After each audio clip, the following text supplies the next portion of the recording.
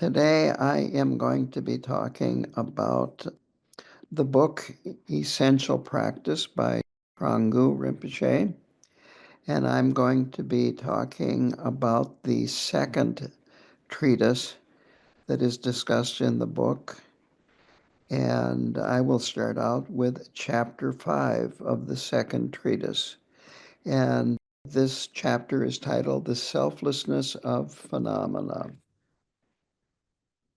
The phenomena are impermanent, they're selfless, and this, Thrangu Rinpoche says, can sound discouraging to people, dreary, and it doesn't, in his words, strengthen the heart.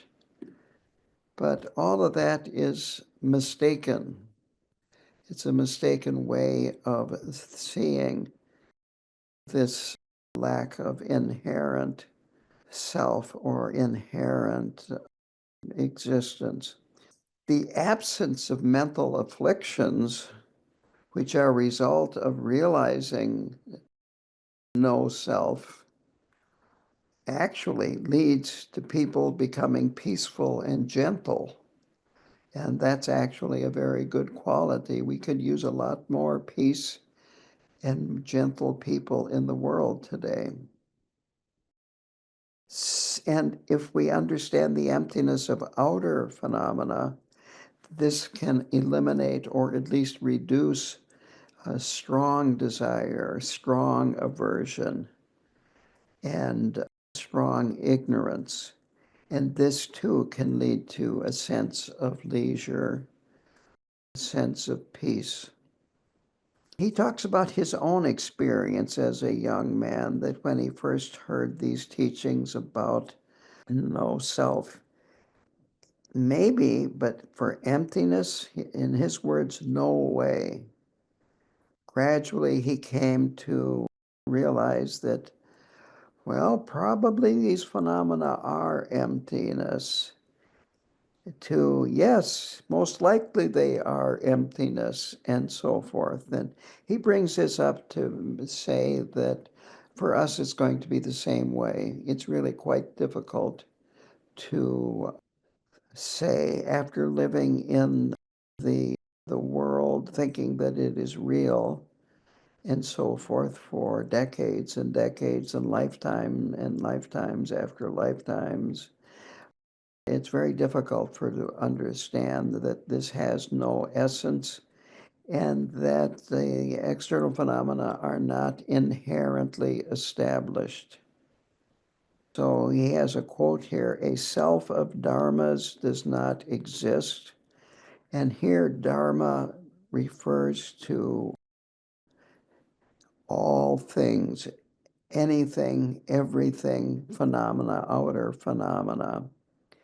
And so this very simple statement means that all phenomena have no essence. So Kamal Shila's intermediate treatise on the stages of meditation in the middle way school taught that phenomena lack a self in this way. And again, the way that is used to analyze this is that external phenomena or things are composed of particles, and they have a form, but they are not inherently established. And this is the same reasoning that is used in the skanda of form for us to have no self, that external appearances appear in the internal mind. They appear internally to us, and that they dawn independence on this internal mind. And of course, we've already gone over the refutation of the internal mind having a self. So if the internal mind has no self, how can what it appears in it have a self? He then talks about how modern scientists have a lot of similar things to say about outer phenomena, that they are not truly established. They see phenomena as, again, composed of smaller and smaller parts. And the scientist will not usually talk about emptiness, on the other hand. He says that brilliant scientists say, quote, there may not be things, but there is energy. But then when you try to, you might say, put your finger on that energy, it's difficult to even, you might say, nail that down. I remember a long time ago, this was back in the mid-60s, when I was in college and took science, that light sometimes behaves like a particle and sometimes behaves like a wave. I'll leave you scratching your head to figure out what that means. In other words, sometimes light behaves like a substance, and sometimes, which would be a particle, and then if it's behaving like a wave, it's energy. And then you get into where are these particles located? And again, this is almost ancient history in terms of scientific thought, but for a while, at least, they were talking about the probability of a particle being in a certain location. They could not definitely locate it, but, well, it probably is there, and so on and so forth. So anyway, so he says that the scientists, they're held back by this nagging doubt. What would happen if they said things are empty?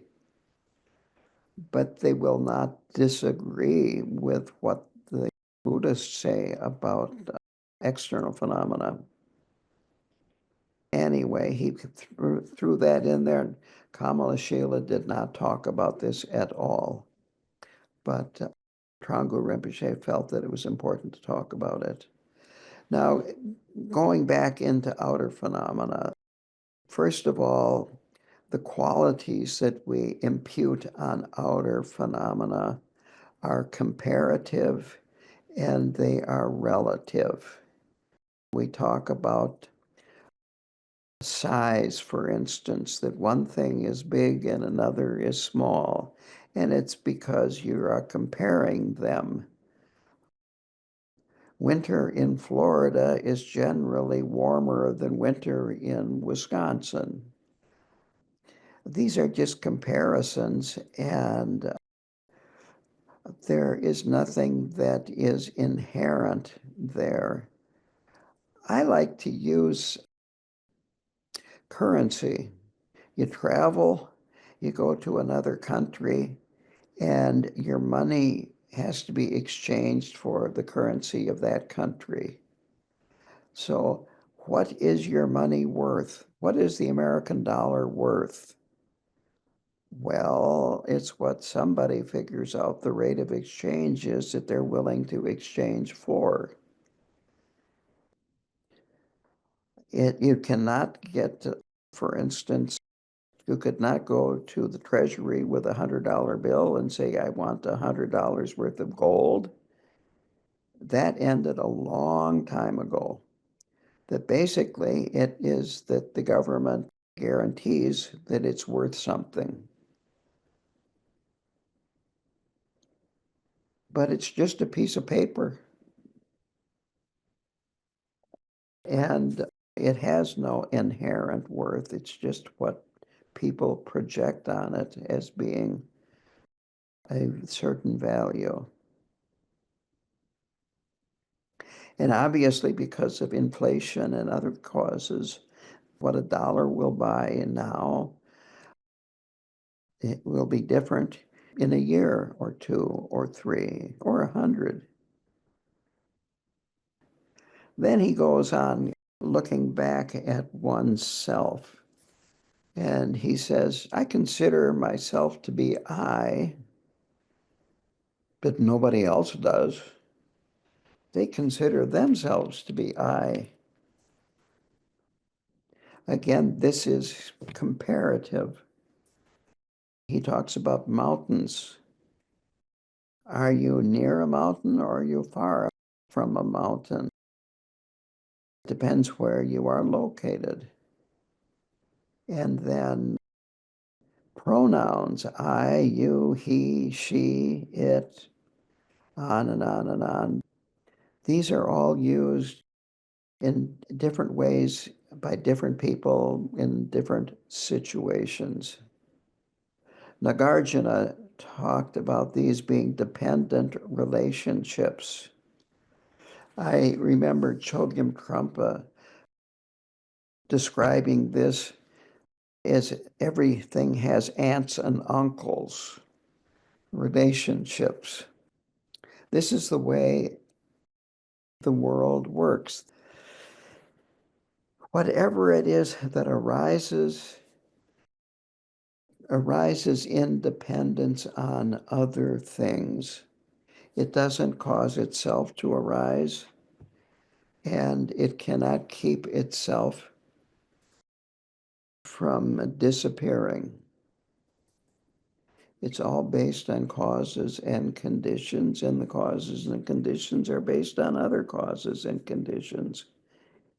The point is to analyze and ponder and contemplate these qualities in outer phenomena. Ultimately, if you analyze thoroughly and deeply and combine it with some meditation, you will come to realize that there is nothing either large or small. And again, that external appearances in the internal mind.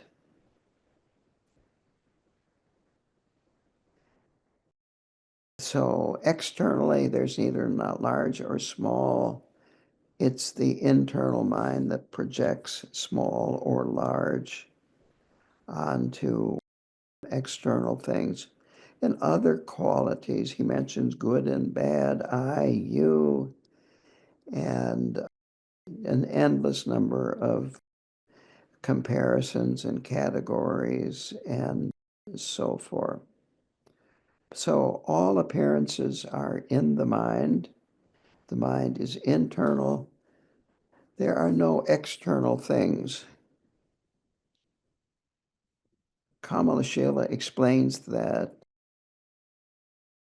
this is the way matter is. And this is also the view of the mind-only school. We covered that briefly when we talked about and read Kempo Soprim Gyamtso, a book on progressive stages of meditation on emptiness. So through logic, Kamalashila shows that external things are empty or emptiness, and that the internal mind is emptiness also. So then Thrangu Rinpoche says this, that we might think our internal mind really does exist. But if we examine and investigate and analyze, it's not present. He quotes from the Sutra of the Heap of Jewels that demonstrates that internal mind is not established by its own nature. And so the passage is this, that the Buddha is addressing Mahakashapa. And Kashapa, when mind is sought thoroughly, it is not found, quote, unquote. So look for the mind and ask, where is it? Can you find anything?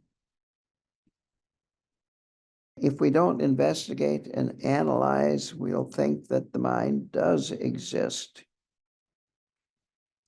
If we look for the mind and ask, where is it? We can't find it. It's not present. Then Gampopa is quoted. Gampopa writes that mind, he says, quote, I have not seen mind. Others have not seen mind. In fact, no one has seen mind. Therefore, mind does not exist. So then he goes on to the 6 collections of consciousness, the I consciousness, which sees form. And is this I consciousness in the I? Well, the conclusion that Thrangu Rinpoche comes to is no, it does not exist in the I. Is my I consciousness with the glasses here? Well, I don't see it. Is the I consciousness between my eye and the glasses? Basically, he says, through the power of dependent relationship, an I consciousness sees a glass,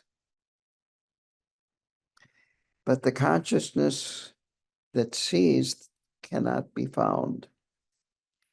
And so the same reasoning can go for any of the other sense consciousnesses, the ear, the nose, the tongue, and the body. So then he goes on to our mental consciousness, the consciousness that generates gross thoughts. Ignorance lies at the root of this mental consciousness. I find this quite simple, but quite profound, that he says, from the start, our consciousness faces outward, and we've always looked outward. We've never looked inward for it. If you have a strong thought that arises, look, see if you can find it. Same thing for a strong emotion. Look inside, don't look outside, look inside and see if you can find it. Basically, the conclusion is that there is no entity of these consciousnesses that is established.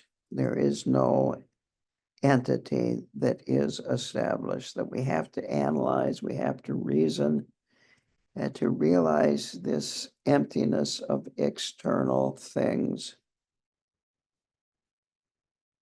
Now, we can look directly at our internal mind's emptiness, and when we look, there's nothing that can be found. Because, of course, no one has seen mind. I remember when Rinpoche was talking about this in 3-year retreat, he asked for each of the retreatants one at a time to look for their mind. And one person gave a very conceptual answer. And Rinpoche's response was, that's very conceptual. And another man said, I don't know. And Rinpoche said, that's a good answer. You can't see it. We've not seen others' minds. So this is called, in this treatise, the analytical meditation of a scholar. So this is a person that investigates, analyzes with knowledge, ascertains certain things, and then comes to feel that all phenomena are not inherently established. Then you meditate, and as you are doing that, you're doing more analyzing in stages. Your meditation is unstable. He talks about this more in the next chapter too. maybe it's the end of this chapter.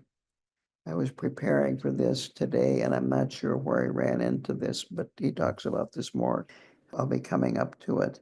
There's a balance between meditating and investigating, and when your mind gets too wild, too excited, then you do more meditating to calm it down, and then you do examining, and then as your mind gets more worked up by examining, then you stop and you meditate more to calm it down, and there you have this balance. That's what he's talking about here. So it's good to look at the content of the thoughts. Look at which of the five poisons are in your mind, the thoughts in your mind right now. Look to see how a subtle thought, when it arises, can lead to a stronger thought, and so forth, and see how they interrupt your stability when you are meditating and contemplating. As we are developing stable meditation, if we can identify which thoughts, you might say, catch us by surprise and throw us off balance, then we can develop stable meditation, and that can remedy that flaw. So with this stable meditation comes then insight into emptiness. And this comes little by little. It requires a good, stable meditation practice. The calmer we are, the insight will become clearer. It is this balance that I talked about, that the insight then can cause more mental agitation.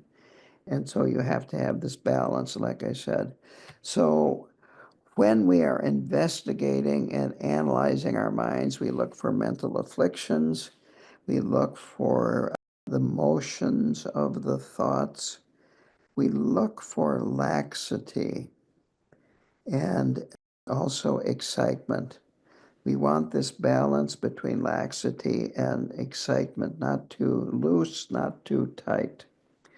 And ideally, the mind eventually reaches a place where it rests relaxed, but not too relaxed. It just naturally finds, well, what I think of is like a sweet spot where the mind just rests. Nothing has to be done to the mind to keep it there. It just rests there. And you cease analyzing and investigating, and you just meditate there in this experience of emptiness without any thoughts about it, just experiencing it. So you can't force it, and if things start moving around and getting more agitated or getting drowsy and so forth, then, well, quit for a while and try a fresh start later. So basically, the idea is to understand that all phenomena are empty, and that is their nature. He then talks about cultivating compassion for sentient beings by contemplating how sentient beings don't understand this. They don't have the mental stability. They don't have an understanding of emptiness.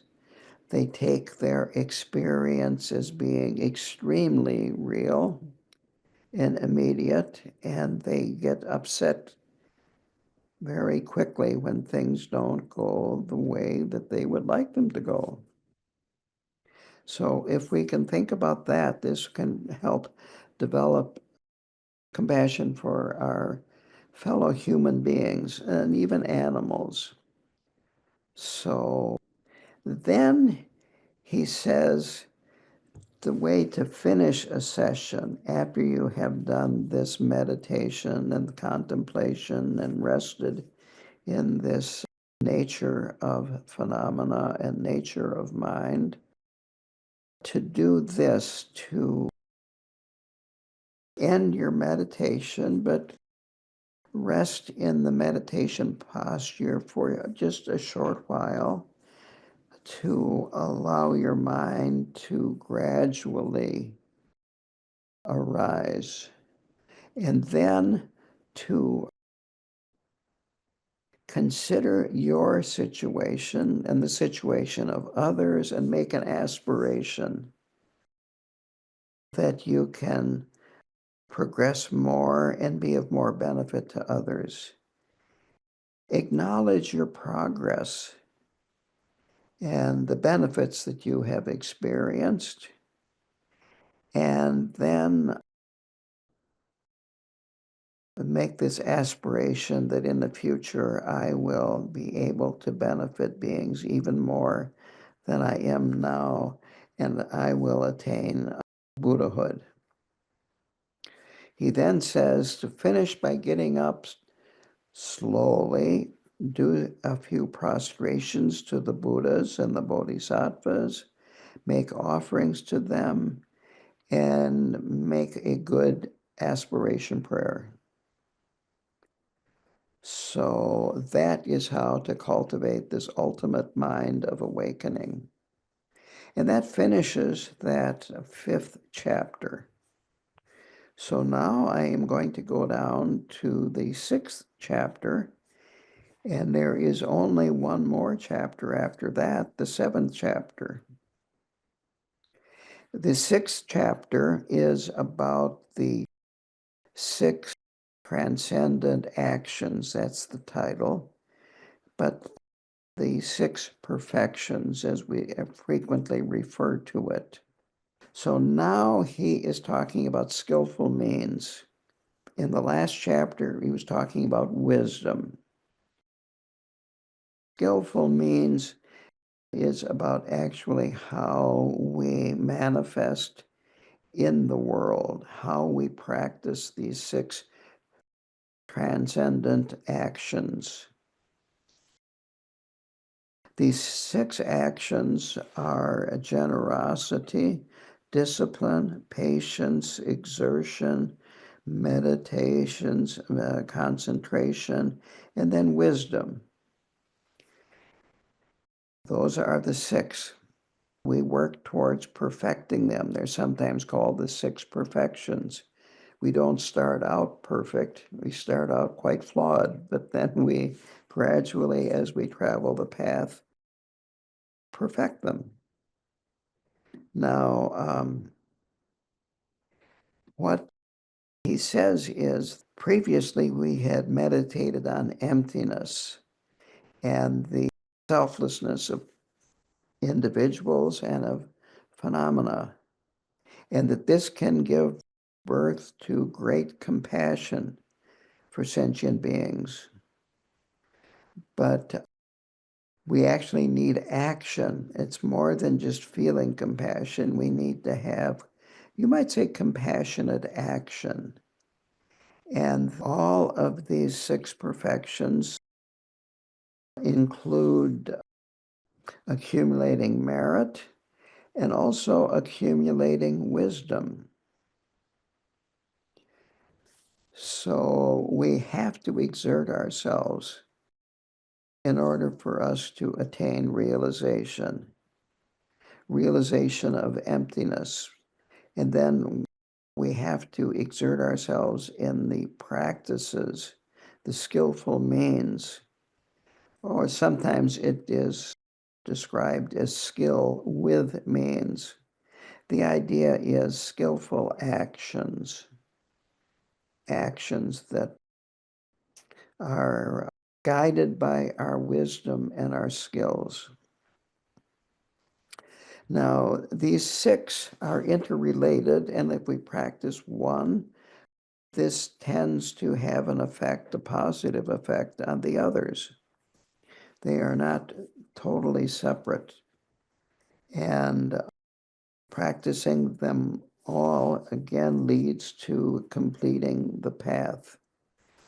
Now, Maitreya, in the Sutra of the Jewel on the Crown, I guess it was Buddha speaking to Maitreya in the Sutra, the Jewel on the Crown, talked about these actions, and the Buddha said to Maitreya, Maitreya, wear the armor. And what he meant was, in order to accomplish the path that leads to liberation and omniscience, we need to have a strength of heart. We need to have courage. We need to have compassion that considers all sentient beings, not just some or most. We have to realize emptiness, and we have to cultivate this stable meditation. So that's what he meant by wearing the armor, is having those qualities. Now, Thrangu Rinpoche says that just having realized emptiness doesn't mean that we have to quit everything else. We don't separate ourselves from the world. We can practice generosity, and in order to practice generosity, there have to be other people, or other beings at least. And we have to guard our ethics. We have to make sure that we have patience. And there's nothing like having other beings around to help us develop patience. And then we need to have this exertion or diligence, stable contemplation, and make sure that we are not separate from wisdom. So all of this are very closely related to the experience of emptiness. Without these 6 perfections, we're not going to get to Buddhahood because we're missing so much. And in fact, this seems to be one of the essential differences between what Kamalashila wrote and that Huashang Mahayana felt that you didn't need the skillful means, that was more wisdom, and that was enough.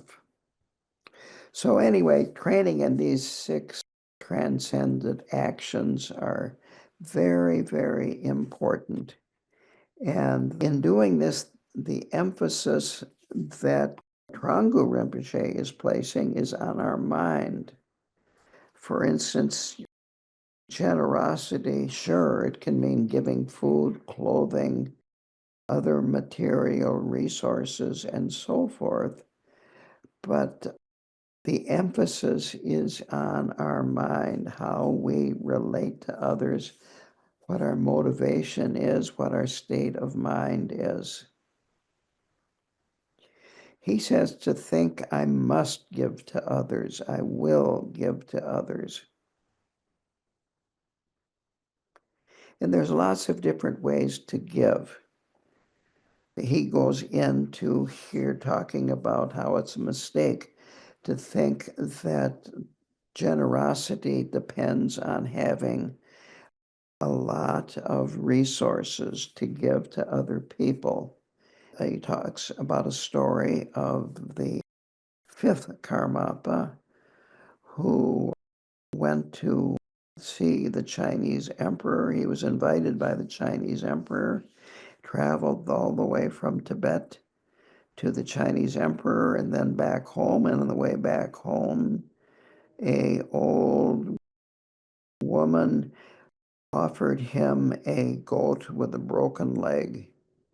an animal that many people would consider to be little value, maybe even insulting somebody if you would give them a goat with a broken leg. And he had just been with a Chinese emperor whose wealth was enormous. But Ajahn Chakpa said that this goat that the woman offered was a very, very wonderful gift. And it was because she had so few resources. It was a very significant resource to give up.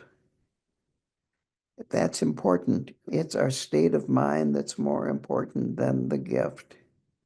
I also remember attending an empowerment in Chicago.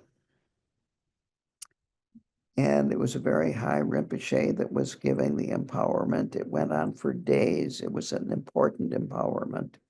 And I think it was on the second or the third day that when it ended. And then the participants came up to make offerings to the Rinpoche. And that went smoothly until all at once the Rinpoche stopped everything. And he held up, I think it was a Chicago Cubs baseball cap. And he said, "This is a very good gift." And he never explained it, but I figured that the man that gave it to him was very attached to that hat.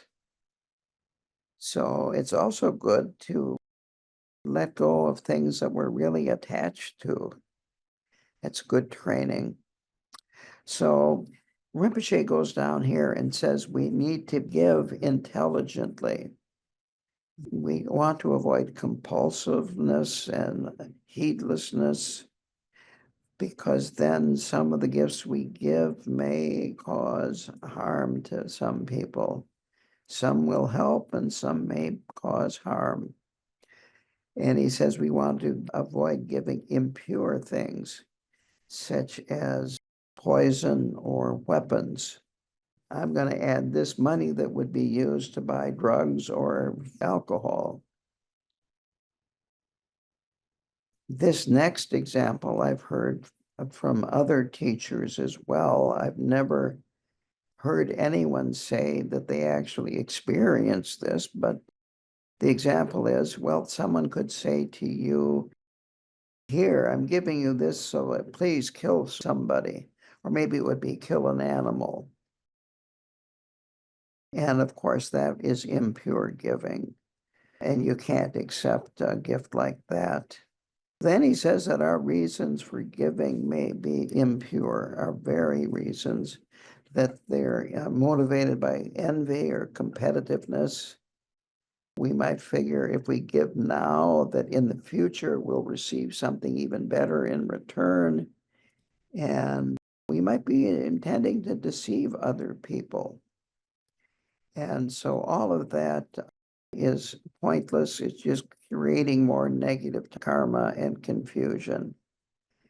And then he talks about those that we give to that may be impure, that people who have bad intentions and may use what you give to harm other people, even though what you give them might seem harmless. He also says, don't give anything of great value to a crazy person, because they could use them foolishly.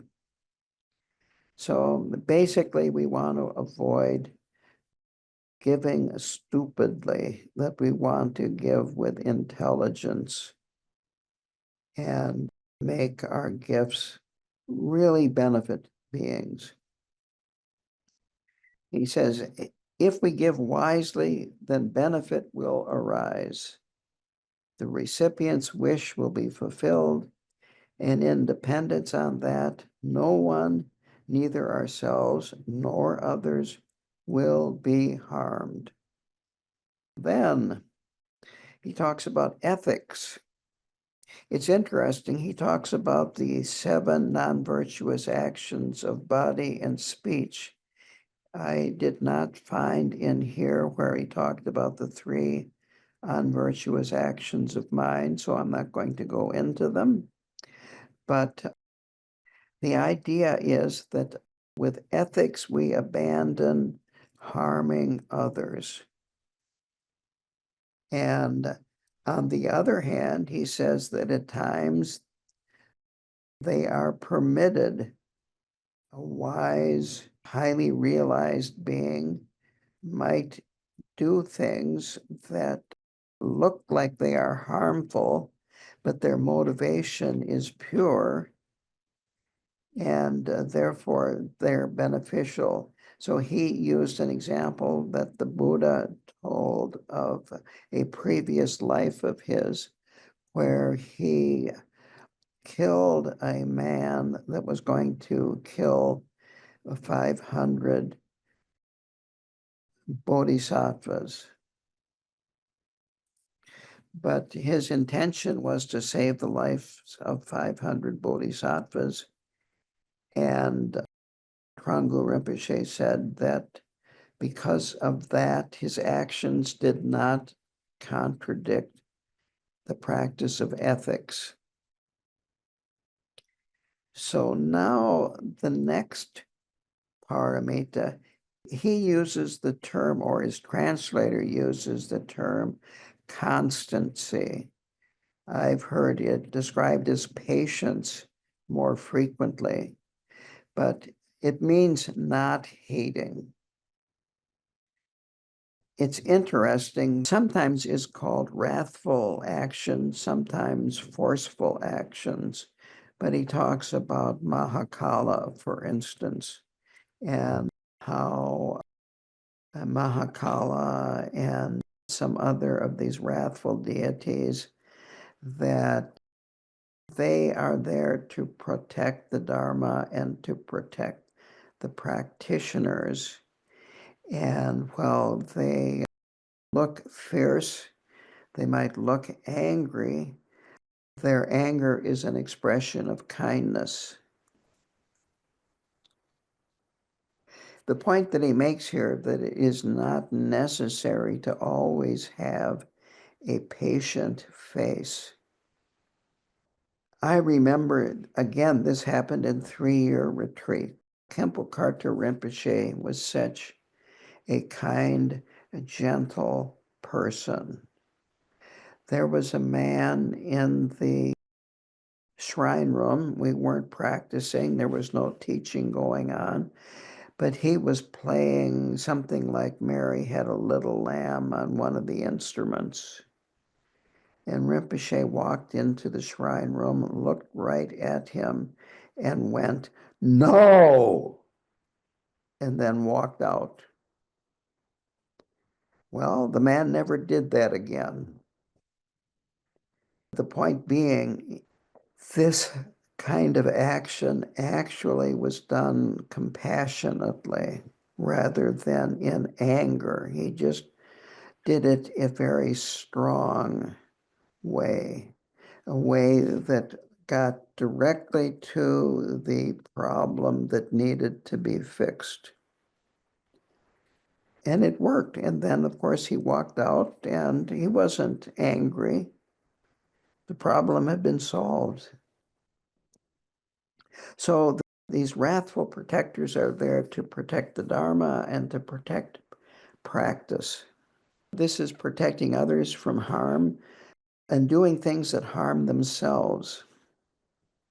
Again, in this text, the example of a mother protecting her child from harm. Sometimes they have to, you might say, act like they are angry or fierce to keep the child from causing harm to themselves. What comes to mind would be if a child starts grabbing onto a stove top, that they could grab a hot element or a a burner with a gas stove and burn themselves. But if you, out of compassion, slap their hand and tell them no, if this is a rare occurrence, it could have a great effect on them, on the child, and the child would not do that sort of thing again. So that was the example he used. So he says that this kind of anger does not contradict patience. And then he says exertion is the next paramita here. And he describes exertion as taking delight in virtue. It's taking delight in non-virtue is a problem. We want to avoid that. He describes it as, quote, the laziness of attachment to bad activity, engaging in non-virtue, taking delight in it. So exertion here refers to actions that benefit ourselves, benefit others. Then there is transcendent, stable contemplation. And this is, we have to cultivate meditative stabilization. We have to practice. Much of what has been gone over in this treatise refers to that. It's one of the main themes of these two treatises. So we have to cultivate this meditative stabilization. And then he talks about transcendent knowledge, and that the knowledge that we have must be of benefit to ourselves and benefit to others. It's not about being clever or arrogant. That would be a misuse of our intelligence, that we're causing harm rather than benefit. So to sum this up, it's necessary to have both the method and the knowledge to travel the path. The bodhisattvas need both. And he says the method prevents the bodhisattva from falling into nirvana, and the knowledge prevents them from falling into samsara. So the method and the wisdom are extremely helpful and necessary to attain Buddhahood. Now, to finish this up here, the Buddha said that knowledge with method is a cause for achieving liberation. Knowledge devoid of method keeps us bound in samsara. So, therefore, to sum this up, independence on method, great bodhisattvas do not, his term is strive earnestly. I wrote down here, maybe they're a little lazy about achieving nirvana. They're more interested in helping sentient beings, the welfare of others. And that is the kind of behavior and conduct that we should engage in.